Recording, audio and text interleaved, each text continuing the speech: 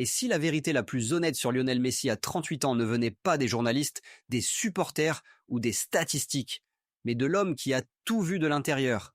Sergio Busquets a enfin brisé son silence, et ce qu'il admet impose une question brutale sur la table.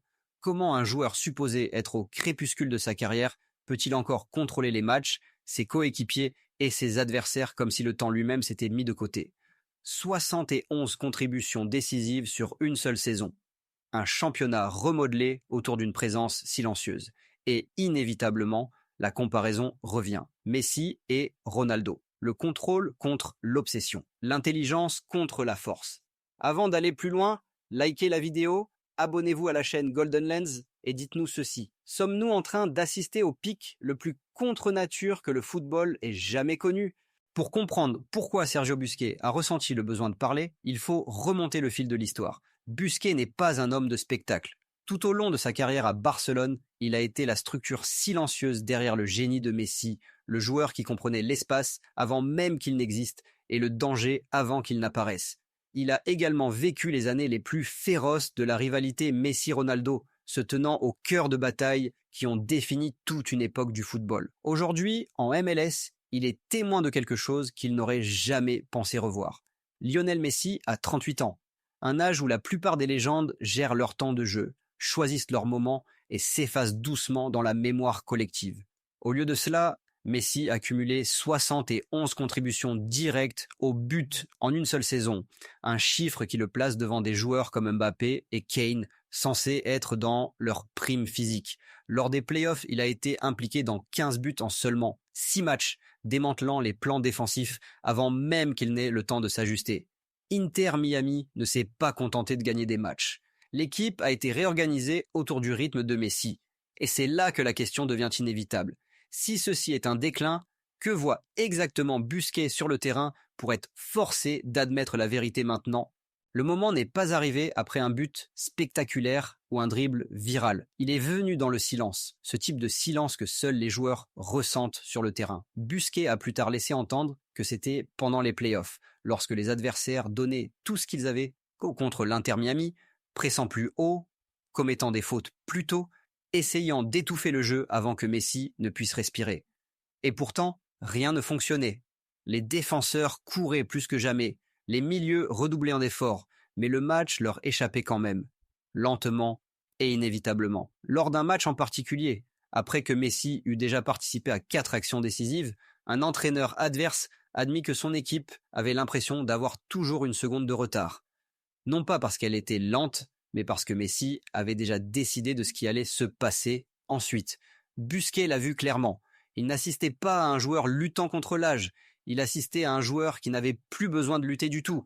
Messi ne dépassait plus ses adversaires en accélération. Il les retirait de l'équation avant même qu'il n'arrive. C'est cela qui a troublé Busquets. Il avait joué avec Messi à l'époque de son apogée physique, quand les dribbles étaient explosifs et le rythme implacable. Mais ce qu'il voyait désormais était différent, plus économique, plus chirurgical. Une version de Messi qui économisait son énergie, non pas en se reposant, mais en contrôlant le temps lui-même. Chaque touche ralentissait le jeu pour ses coéquipiers et l'accélérait pour ses adversaires. Et c'est à ce moment-là que Busquets a compris quelque chose de dérangeant. Messi, à 38 ans, ne survivait pas au football, il le simplifiait. Et quand le football devient simple pour un seul homme alors qu'il reste chaotique pour tous les autres, le silence n'est plus une option. Lorsque Sergio Busquets a finalement pris la parole, ses mots étaient calmes, presque retenus. Mais c'est précisément ce qui les rendait troublants. Il expliqua que jouer avec Messi à cet âge donnait une sensation différente de tout ce qu'il avait connu auparavant. Non pas parce que Messi en faisait plus, mais parce qu'il avait besoin de moins. Moins de courses, moins de contacts, moins d'urgence. Busquets admit que Messi contrôle désormais les matchs d'une manière qui ne peut pas être mesurée par les sprints ou les duels. Il les contrôle par l'anticipation, en sachant où le danger apparaîtra avant même qu'il n'existe. C'est ici que la comparaison avec Cristiano Ronaldo refait inévitablement surface. Busquets ne l'a jamais présenté comme une rivalité, mais le contraste était impossible à ignorer. Ronaldo, comme Marcelo l'a un jour décrit, était obsédé par le fait de se dépasser chaque jour. Les buts exigèrent de l'effort, de la répétition, de la confrontation. Messi, selon Busquets, exige tout autre chose. le silence, la compréhension, la confiance dans l'idée que la bonne décision arrivera sans forcer. Busquets laissa entendre que lorsque Messi décroche plus bas, toute la structure de l'équipe adverse se plie. Les défenseurs hésitent. Les milieux se figent entre eux, presser et couvrir. Le jeu ralentit pour Messi et s'accélère pour tous les autres. Et c'est cela, suggéra Busquets, qui explique pourquoi l'âge n'a pas réussi à le rattraper. Messi ne dépend plus de la supériorité physique. Il dépend de l'inévitabilité. Cet aveu change la manière dont nous interprétons les chiffres. 71 contributions décisives ne sont pas le résultat d'une domination par l'intensité. Elles sont le résultat d'une domination par la clarté. Ce n'est pas un footballeur qui lutte contre le temps, c'est un footballeur qui s'en extrait. Et cela soulève une question dangereuse pour le débat Messi-Ronaldo. Si Ronaldo représente le triomphe ultime de la volonté et de l'obsession physique, que se passe-t-il lorsque le football s'incline devant l'intelligence seule? Que se passe-t-il lorsqu'un joueur n'a plus besoin de gagner des batailles parce qu'il a déjà gagné la guerre avant même que le ballon ne bouge? Insérée dans la longue trajectoire de l'histoire du football, la confession de Busquets pèse plus lourd qu'un simple compliment. Elle ressemble à un verdict. Pendant près de 2 décennies, la rivalité Messi-Ronaldo a été définie par des chiffres qui se poursuivaient sans relâche. L'un en marquait 2, l'autre répondait avec 3.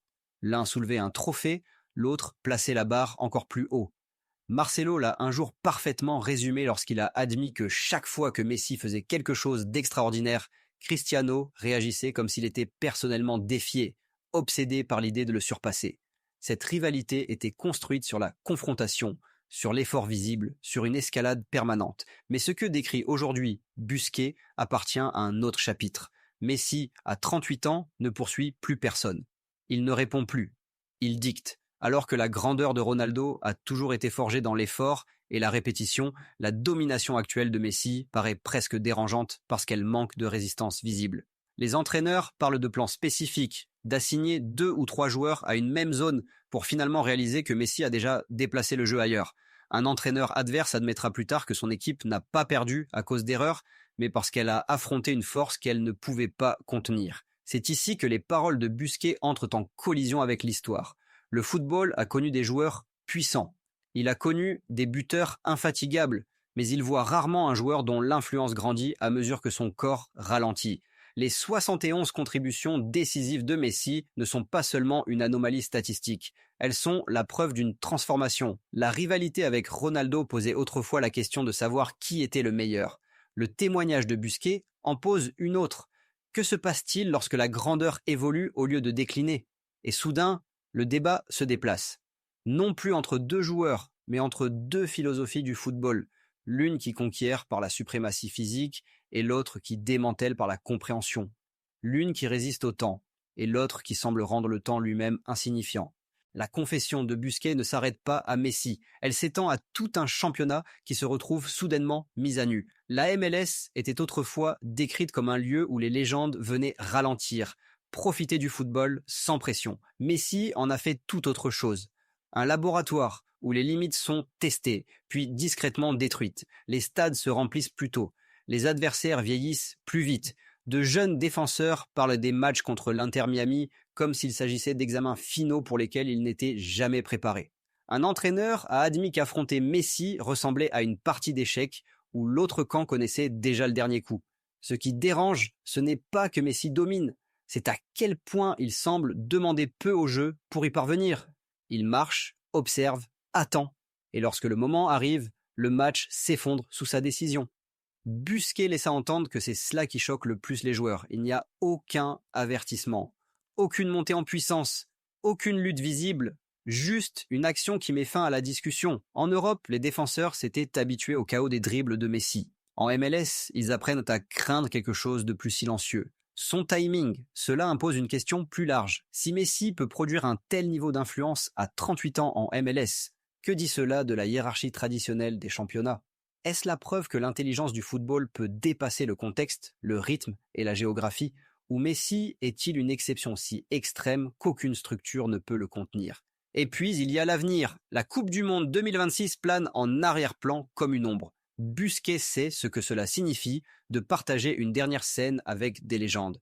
Il comprend que les carrières ne se résument pas à leur commencement, mais à la manière dont elles refusent de s'achever. Messi ne poursuit pas un dernier miracle. Il construit quelque chose de plus lent, de plus froid et peut-être de plus inquiétant, une forme de grandeur qui ne s'éteint pas mais qui s'installe. Et cela nous laisse avec la pensée la plus inconfortable de toutes.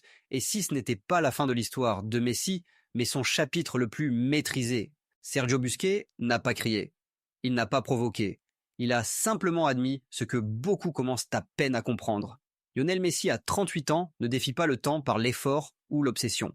Il redéfinit la domination par le contrôle. Ses chiffres choquent, son influence déstabilise et son silence parle plus fort que n'importe quelle célébration. Cette confession ne met pas fin au débat Messi-Ronaldo. Elle le transforme. Désormais, nous posons une question plus profonde. Quelle forme de grandeur dure réellement? Abonnez-vous à la chaîne Golden Lens, partagez cette vidéo et laissez votre avis ci-dessous. Messi est-il en train d'écrire le chapitre le plus contre nature que le football ait jamais connu?